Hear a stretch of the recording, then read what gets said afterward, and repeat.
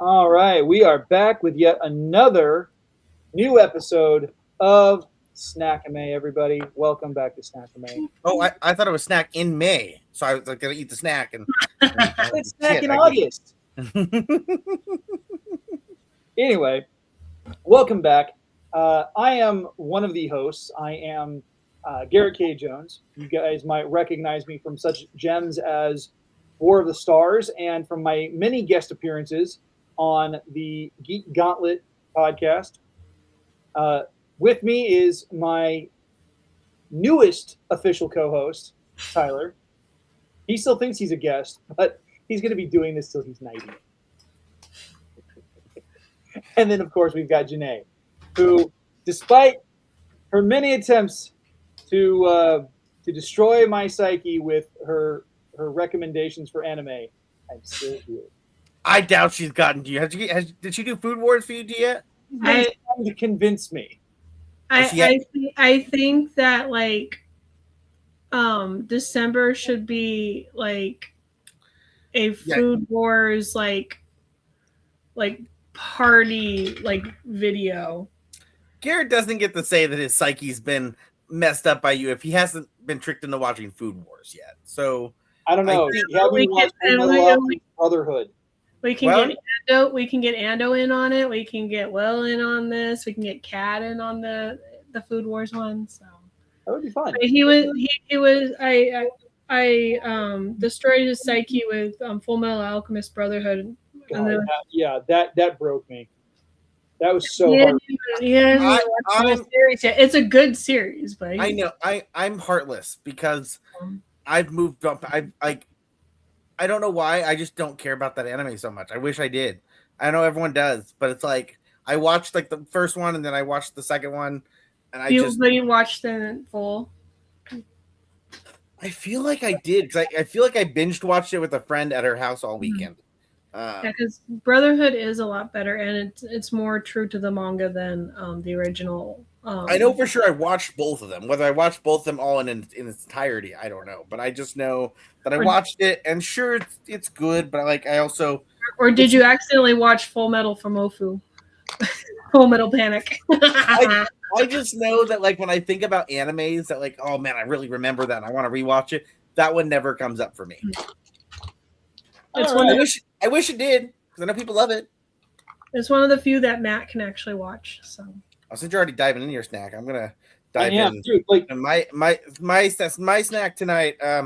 Since Will is going to be on with us from the Geek Gauntlet, and he got sick, so in his honor, I have renamed this energy drink Goth Girl Spit to Asian Goth Girl Spit, specifically for you, Will. So I'm going to go ahead and give this a try, and I've never tried it, so we will see how that goes. Not bad. I guess Asian Goth Girl Spit is very, very tasty. Yeah, it's kind of funny because I'm eating these ramen snacks, and I'll explain why I picked them when I was at Miniso this afternoon. But I'm thinking about some of the drink names that come up in Japan. I mean, obviously this is not an official Japanese drink that you're drinking. As far as what are you talking about? Huh? What are you trying to say? As far as I know, that's great. Okay. You're drinking Goth Girl Spit. Be quiet, Goth Girl. He didn't mean that. Okay, he didn't mean that. It's okay. You're drinking Goth Girl Spit. There's another beverage called Pocari Sweat, which is disgusting. That sounds dope. I'll drink it. And then I'm drinking Big Jasmine. Oh God, that's not what I thought I heard you say. From sweat to I was like Dick Jasmine. Well, all right. Well, big. You need to take your drink because I think Spirit's opening up this weekend, and you need to be like, I'm taking her home. Do a video and take her into Spirit with you. Well, it's an unsweetened jasmine green tea, and I'm actually liking it. That's one of my favorite kinds of teas, and so I got it for a decent price. But I'm trying these ramen snacks. They're tonkatsu flavor, and I got the idea for this because was episode 9, right when they're introduced to Shippo and we'll talk about this more. But Shippo and the Thunder Brothers, what is InuYasha eating for the first time? Instant ramen. And Spoilers. No. The ramen snacks. Yes, spoilers. That's a massive plot hole. Or plot hole. Yeah, the ramen just, especially. We took that away from you. The big spoiler. We took it. So our show is InuYasha. This is my first time watching InuYasha. I know it's a classic. Everyone talks about it. It's one that's been for a long time. I've known of it. I've just never sat down and watched it until now. It was one of the first animes, I think, on Toonami. Yep. Besides Gundam and Dragon Ball Z and Sailor Moon and all that. So, and they would also have it on Adult Swim, because certain animes they would rerun it on Adult Swim, and it would be unedited. So, like if there was blood, you'd actually see the blood in it for that. Yeah. Toonami, the greatest thing. We didn't know how good we had it. My first interaction with InuYasha, like I had heard of it, never watched it. Just because when I was in high school, I didn't know how to get a hold of most anime. But when I was in college up in Monterey, I had access to free cable, which is great. And I would frequently have Cartoon Network on, among a few other channels, while I'd be working on assignments and projects and stuff like that. And, I would always tune it to Adult Swim right around the time that InuYasha was coming on. So it was great because, like, I kind of caught it in the middle, and then they kind of went back and they started redoing season 1. And so, but they also played a lot of the episodes out of order. And so, like, I've seen the introduction of Shippo before, but then they didn't show the episode that came right after, which is the 10th episode. Gotta love them Thunder Buddies. Thunder Brothers. I know, but I'm gonna call them Thunder Buddies. InuYasha, not Ted. They're Thunder Buddies, though. They're buddies. Yeah, but they're not telling the Thunder to fuck off. We don't know that. They could be.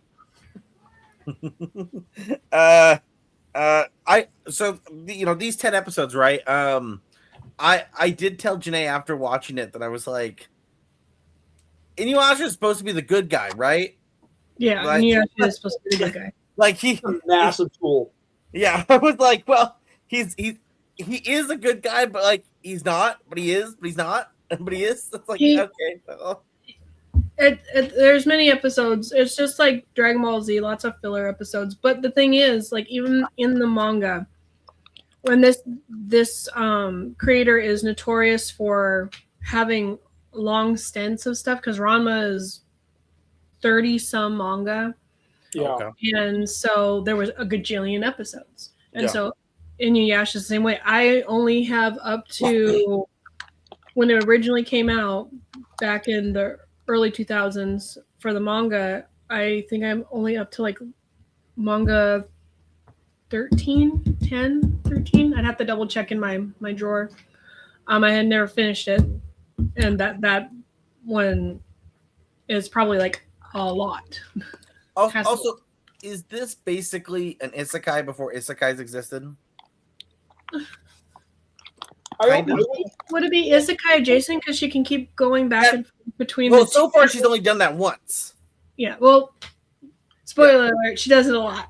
I have a hunch that she would, because at some point her mom's gonna be like, "What the fuck?" It gets really comical, Tyler, because like this. I don't think he's been introduced yet, but she has a crush on this guy in her time. Kagome.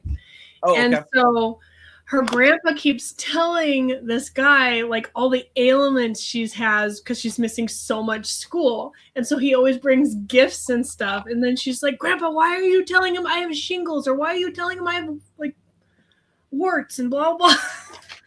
And things like that. So I did enjoy when she first comes back and she's around the table and she's like, "Well, it must have been a dream." And then the door just opens and Sam he's like, "What the fuck are you doing here?" Or even more so, "How did you open it? I put those wards myself." Yeah, they don't work. He has no spiritual power whatsoever. Yeah, those wards are nothing. No, I think it's funny. Of course, I do think my favorite character is the flea. Oh, Ryoga. He is the best because he's so terrible. I love his mannerisms. I love how he interacts with everyone. And yes, he always is like, somehow away from the fight, which is always great. I especially loved it in that 10th episode when he's originally on InuYasha fighting the Thunder Brothers. And then the next scene we see him, he's on her shoulder away from the fight. And she goes, "Weren't you just on his shoulder?" And he goes, "Yeah, what?" Ryoga is hilarious. I just think it's funny, because the original Ranma anime, Ryoga and Happosite are the same voice actors, and then later in the later in the Ranma series, InuYasha and Rama are the same voice actors, so it's hilarious. Oh. So they'll use several ones. Yeah. Now, did you guys watch this in sub or dub? I watched it in dub. Okay, I did too. So okay, we're gonna say okay. I think it's. I've never watched it in sub, but I think it's fun. I like this art style is definitely the nostalgic for me. It's that when I think of anime, it's that art style is what I think of relatively. So that's an easy win for me. The only other joke I think I remember making with Jenae was, we have the flea and we got Shippo. But in that opening sequence, we get 4 or 5 characters that are supposed to be, I'm guessing, supporting characters that have not been introduced yet. Nope. And so it's we're just waiting on this, these characters that, If you don't see the perverted monk or the assassin yet or anything. Yeah, I was like, where's the boomerang chick or where is that cool thing that they're writing, that cat thing? That is Kirara or Kilala, depending on what form they're in. Oh, also, so they call him a dog, right? He's supposed to be a dog. Yeah. But those don't look like dog ears. Well, because his father is actually he's a demon. Demon is a really generic word. The term in Japanese is Yōkai. Yōkai have a broad range of different abilities in Japanese folklore, from trolls to goblins to tengu to capo, like we saw with Nobunaga. Mm. Yeah. And so he is essentially, he's like this wolf okami. I could see that. It's just one of those things where when they immediately first were it's like a dog, and I'm like, well, I think it's funny because since he's half, he has those ears, but Shishomaru just has the pointy ears, and then the purple stripes on his face, right. And then Shippo just has the pointy ears and his little puffy tail. So I just think that's funny but InuYasha gets the fluffy ears. Well, but he loves his collar. The thing I really appreciate about, especially with Shippo, is that Shippo is, foxes are considered tricksters in Japanese folklore. Kitsune, especially, they're incredibly dangerous. Mm-hmm. And the fact that we've got Shippo, who is he's a child, but the first thing he does is he plays practical jokes on them. Yeah, he uses his abilities, and he's fully aware of what he can do. Mm-hmm. And whether it's casting illusions or and it's kind of really cool to see that play,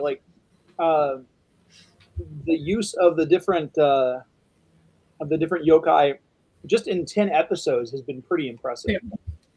Yeah. I think it goes to it speaks a lot towards how well the original creator knew her own country's folklore and how much she delved into it and drew from it, and how well the writers respected that on the show. Yeah. Yeah. No, like I said, it's definitely fun. I think it's with 10 episodes, you're just dipping your toe into it since there's well, I told you, this is one that I might see myself watching some more just for fun, because I did enjoy it, so I might dive in and watch some more. You're gonna if you do go further, if you get to when Miroku comes, you're gonna be like, what the hell? Well, I'll be excited. I know I tried not to watch any more after I did watch because you, Jenae, you know, I get it. We probably don't want to watch too many. You know, so I was like, okay, well, I'll just keep. Yeah, my brain will be like, oh, remember about this? Oh yeah, we didn't watch that. Like how I've been doing on the Geek Gauntlet every night about X-Men. But they're always like, we're talking about this episode. I'm like, this episode? They're like, no, that's 3 episodes from now. I'm like, oh, okay, well. Yeah, oops. I'm like, damn. I did want to say that the show, especially if we go further through it, we do have some great voice acting done. For example, Kirby Morrow, who he's done a lot of voice acting, especially with Dragon Ball Z. I can't remember the name of the character he does the voiceover for. Hold on a second. I realized also we're 16 minutes in and we actually didn't even tell people what InuYasha is even about. This is true. What? While I'm looking this up, why don't you give it a look? Yeah. So it opens up with I think it starts with seeing him try to steal the pearl, right? I believe. The Shippo. We see. That's what I said. When I first started, I'm like, is he the good guy? InuYasha is stealing this pearl that's supposed to give him magical powers. He basically, since he's a half demon, he's hoping it'll make him full demon and give him that ability to become a stronger person. And he's running through a village, breaks in, steals it. He's fleeing everyone as they're attacking him. They can't do shit to him. Like, he's just moving so quick and so fast that no one can get a mark on him. Until it gets to the one, the girl that clearly he has the hots for, but we haven't really explored that too much in the show yet. You'll get there. Yeah, I believe you. I believe we do. Yes, but I can't tell if it's in that scene because he does see her, and I can't tell if it's him getting caught off guard and then getting shot, or if she just her magic that she has in her shooting him is what throws him. Like I can't quite pin that down because it looks like it could be either or, right? Kind of because he does notice her right before the arrow hits him. Yeah, and so it's like, okay, well, did he get startled by it and then the arrow hit him, or was that she's just so powerful a marksman and then it was going to hit him no matter what? But she pins him to a tree where that is apparently is going to be his. What would you want to call that? His cell, kind of. His resting place. Which I find funny that when we do see it, later, because it's going to jump ahead 50, 60, whatever years, nothing's happened to him. He's just been hanging out there the whole time. So I'm like, that's kind of funny to me. So yeah, he gets pinned to a tree. She dies, and I don't even remember how she dies. It's because she got attacked. Yeah. She got attacked beforehand, so. Well, I almost wanted to make the joke, the Star Wars joke. She died of a broken heart. But she dies, and the pearl is it buried?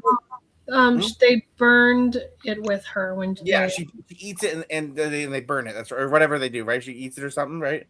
No, she's holding on to it. Oh, she's okay. I was like, no, it's like with okay. And then we jump to the future. Where we have a high school girl who's, I think they say she's 15 or 16. Yeah. Something like that. And she is going to be she's late for school.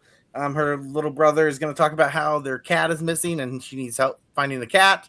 It's always the cat's fault, I guess. But they think the cat is in one of these like shrines or where is a shrine it was? They live in the shrine area, but like it's an old sealed off well. Okay. / storage area. Mainly and for whatever reason, I'm gonna take it. It's that because she has the pearl inside her, which she doesn't know at the time. It's with it being as close as it was to that pit, which had the dead monster in it. It awakened that dead monster to pull her in. Yeah. Even if it didn't entirely make a ton of sense, just because it almost looks like white foxtails kind of pull her in, but that's not at all the first creature we see. No. But she gets pulled in. I do find that pit really weird because, like, is it a doorway that's just always open that you just gotta crawl through? Like, is this like in the feudal Japan one, it's just a well where they throw old bones of demons in. Yeah. But it was sealed in the future. It was sealed. But doesn't it for some reason, like, because we see her eventually, she's gonna fall back into that well in feudal Japan. She's gonna be at the bottom of it, but then she's gonna look up and she's gonna be back in her home world. So I don't fully understand that doorway, how it works. I don't know if the anime ever explains it. Wibbly wobbly, timey wimey stuff.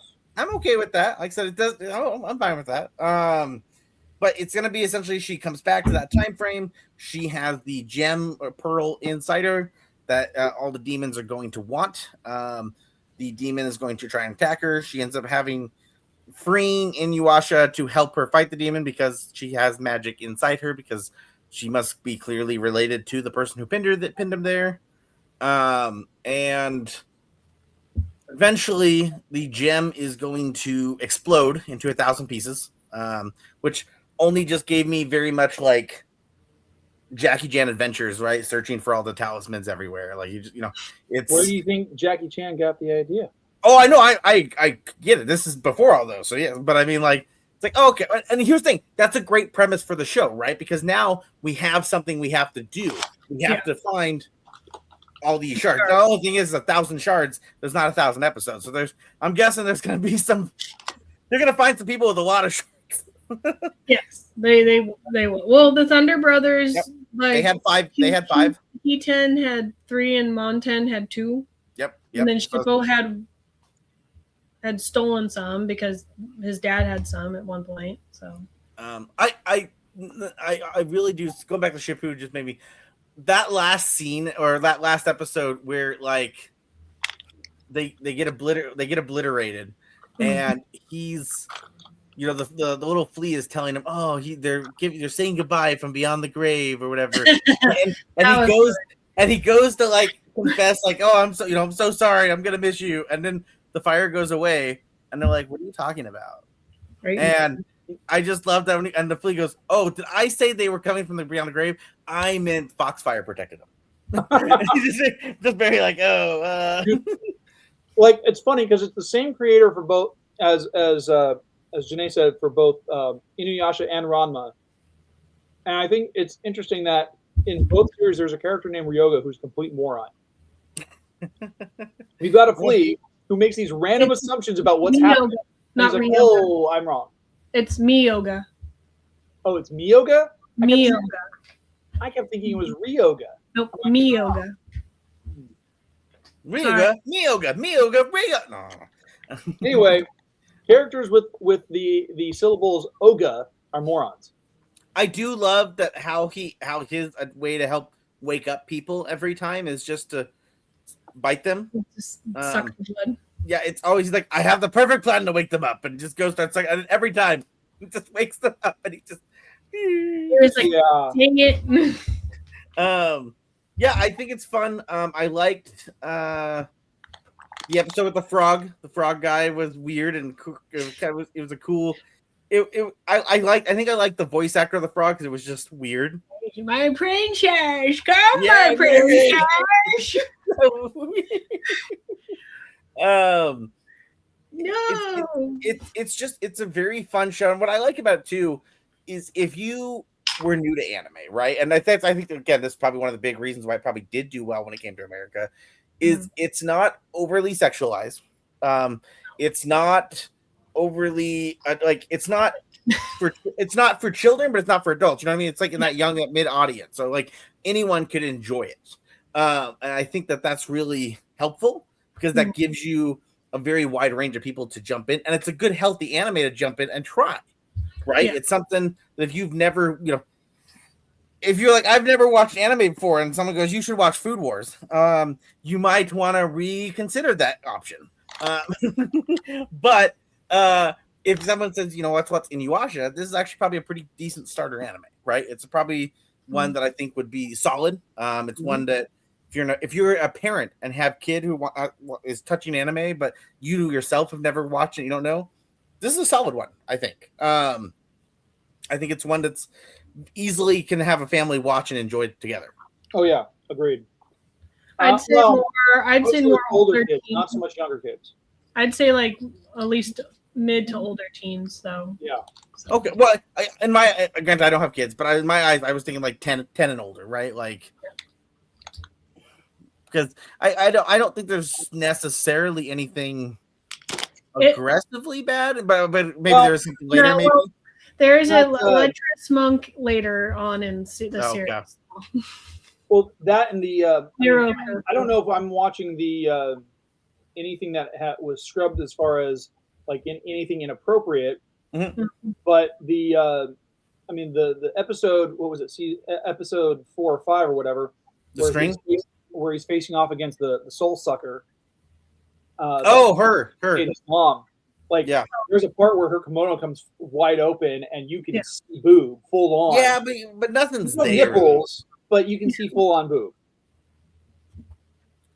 Yeah, well, I mean, I thought that was a cool thing too, because ultimately that creature sacrificed its life to protect InuYasha, because that was, and I loved how they explained how that creature is a human that lost her son, who became and that's the thing, that a lot of Japanese folklore legends come from that place of, because of some kind of heartache or grief or trauma, these creatures they transform from being human to being these things. They don't mean to become monsters. It is something that happens to them because of their grief, because of their trauma.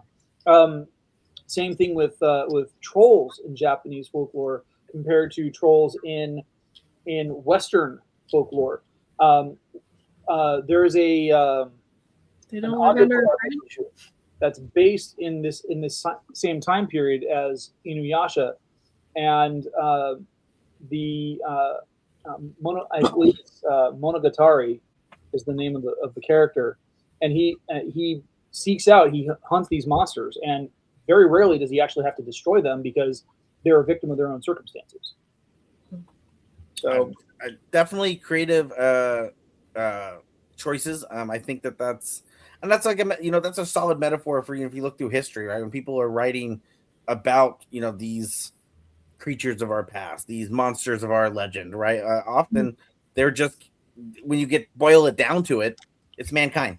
Yeah, mankind is the scariest monster of all, right? I mean, that's ultimately the Godzilla movies. As much as we love to watch Godzilla bash around and destroy shit, at the center of it, Godzilla is not the monster; he's the victim. That is the goal. That is the centerpiece of what Godzilla is supposed to be. Godzilla is the victim of humanity's own creation, right? Of humanity created it, and now that they created it, they're afraid of it and destroying it. And later on, in some of those, in the second era, the Hoenn era, Heian. That's the one I've been watching recently, and I was talking with a buddy of mine, and that's most of the time Godzilla's not destroying anything. It's just he just shows up, and people are like, "Oh, we got to kill him." So it's again going back to folklore and all how things are written. Ultimately, mankind tends to be the scariest monster of all of them. But there is one very positive lesson that we can take from InuYasha, especially if we watch far enough into the series, that the true family were the friends we made along the way. Well, okay, Vin Diesel, calm down. Okay, when you're gonna talk about hey. Family. Yeah, exactly. That's what I'm saying. I've never watched the movie, so that's okay. You're not missing much.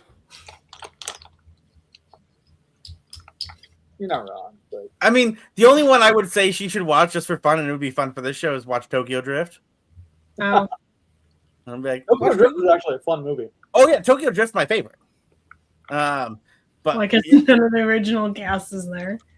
No, Vin Diesel is in one scene. At the very end, after the credits. Yeah. Wow. Somehow he gets that lowrider into Japan. But yeah, I think InuYasha is a solid one.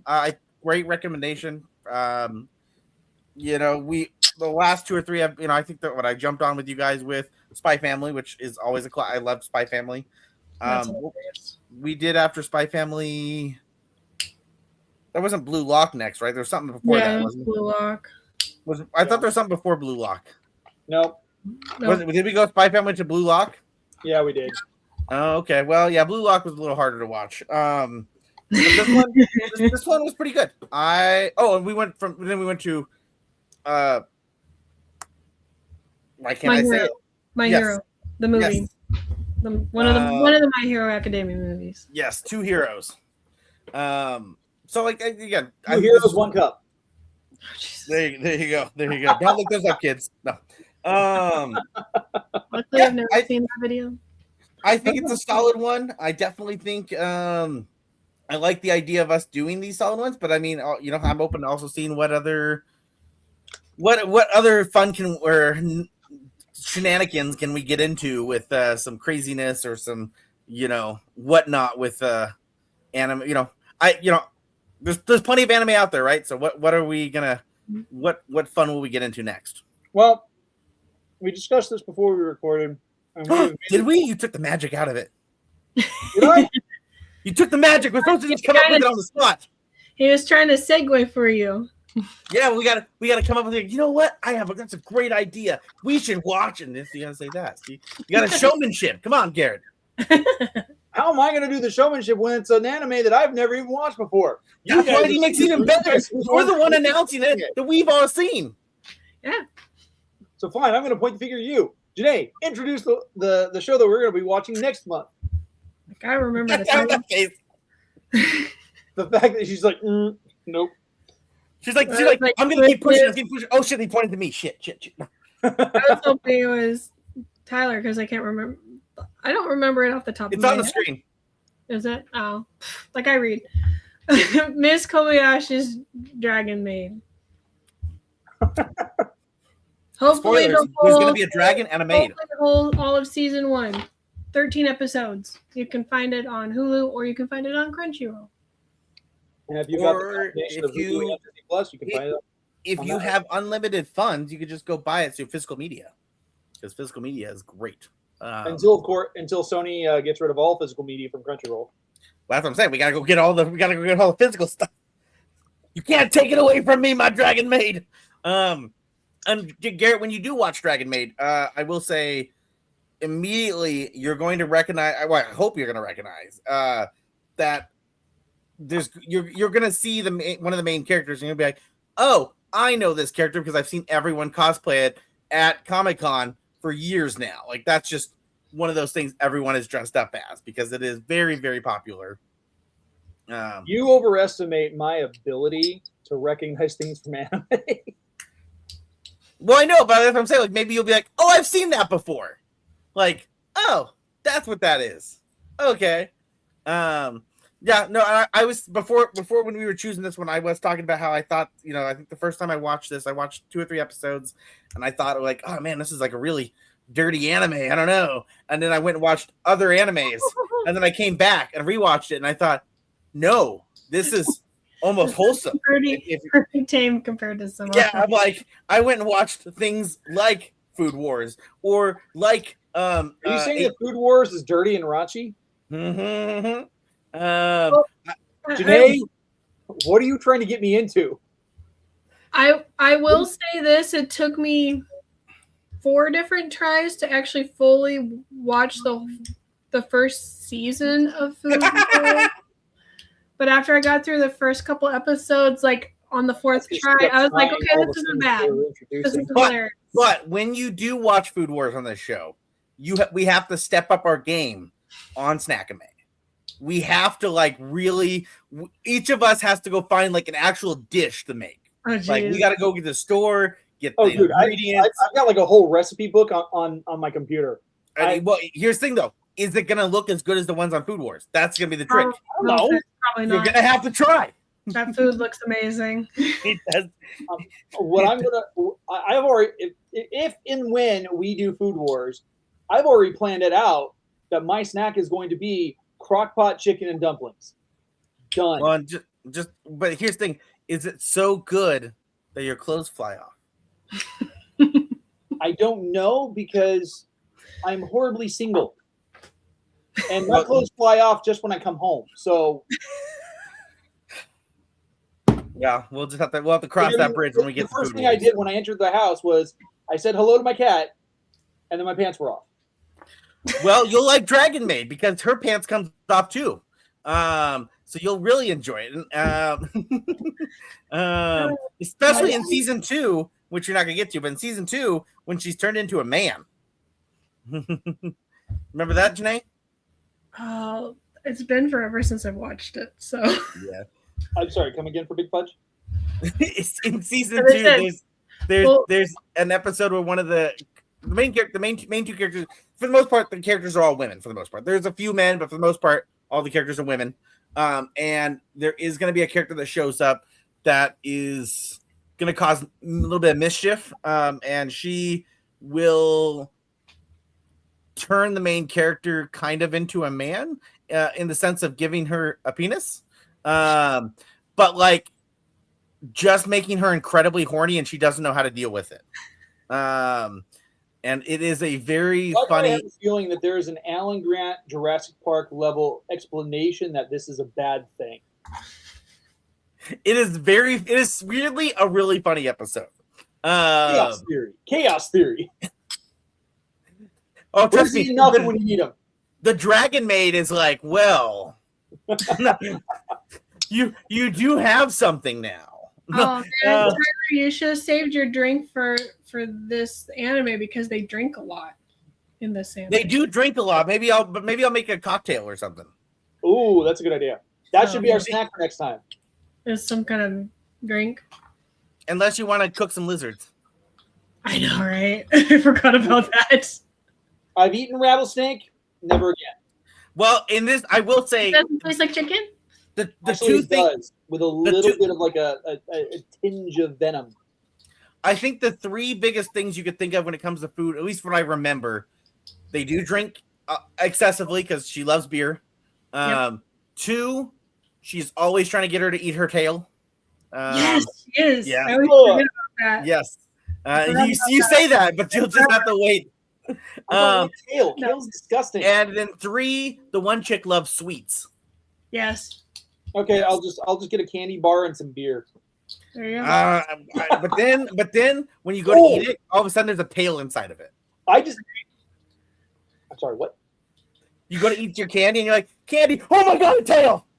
That's basically how the anime works. Actually, I figured a workaround for the beer and the sweets to have it done simultaneously. Ugh. Jelly Belly has beer flavored jelly beans. It's true. They're not. Oh, I thought you were gonna say you're gonna go get a candy straw and drink your beer through the candy straw. Or you could soak. Oh, even better. There's a Japanese restaurant here in town. They sell a beer made in Sacramento called Onibi. Every single one of the beers is Japanese themed, has its own unique label. Just Google it. Cool. They've got one that is incredibly good. It's delicious. It is a raspberry lychee sour. Okay, I have it now. But we're gonna go watch this. And after we watch this, we're all going to agree that we have to get a little buzzed before we record. Oh, fuck yeah. Because that's kind of how the show works. This is true. And you'll know once you watch it. Yeah. So we'll all get a little buzzed, and we'll have a fun time talking about Ms. Kobayashi's Dragon Maid. All right, that sounds great. With that said, we're gonna wrap things up. We're ready to go Jenae, where can people find you? Well, people can find me at the Geek Gauntlet podcast on Saturdays at 7 p.m. Pacific Standard Time, where I talk about anime news in my segment, but we also talk about whatever news is during the week / whatever shows we're watching. or you can find my art stuff on Instagram at JELXNB. Last year I did a drawing challenge of drawing one thing a day, all Sailor Moon themed. I've been working on Pokemon terrarium like things. It's actually been really cool looking. Yeah, but that's about it. Cool. What about you, Tyler? I have my blog at Vampire Rage WordPress, which you'll be able to find there below. The link is going to be to my link tree, which has all kinds of stuff there. As well as I am on my own podcast, which is all of this has happened before, the Battlestar Galactica podcast, which comes out about twice a month on Sundays, where we rewatch Battlestar Galactica. We are actually almost done with season 1, so that's really awesome. We're excited. And then, of course, yes, you can find me on the Geek Gauntlet as well with everyone. Usually finding a way to argue with Shaw for some reason. I don't really know why I try to, but I guess that kind of seems to be the it's niche. Really fun to really antagonize him. I don't try to antagonize him. I never try. It just happens naturally. Yeah, so